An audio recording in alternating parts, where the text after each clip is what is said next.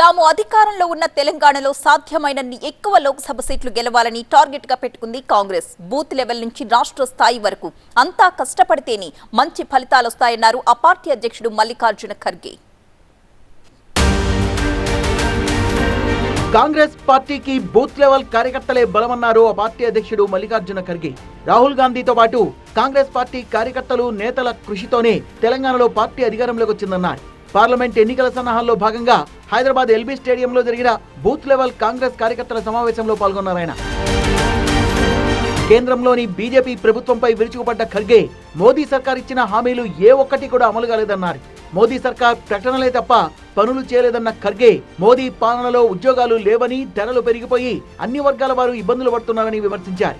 कभी पाकिस्तान का नाम लेते हैं, कभी चाइना का नाम लेते हैं, कभी भगवान का नाम लेते हैं, यही काम करते हुए आए हैं। और मेरा एक आपसे विनती है, ऐसे उनके जाल में मत फंसो। अगर फंसेंगे देश में डेमोक्रेसी बर्बाद हो जाएगी।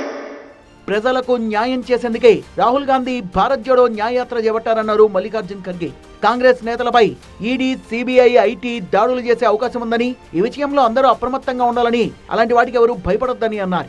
రాబోయే పార్లమెంట్ ఎన్నికల్లో నేతలు, కార్యకర్తలు కష్టపడి పనిచేయాలని కోరారు మల్లికార్జున ఖర్గే. కార్యక్రమంలో Telangana CM, TPCC chief Revanth Reddy, deputy CM Bhatti Vikramarka, మంత్రులు, ఎమ్మెల్యేలు, ఇతర కాంగ్రెస్ నేతలు పాల్గొన్నారు.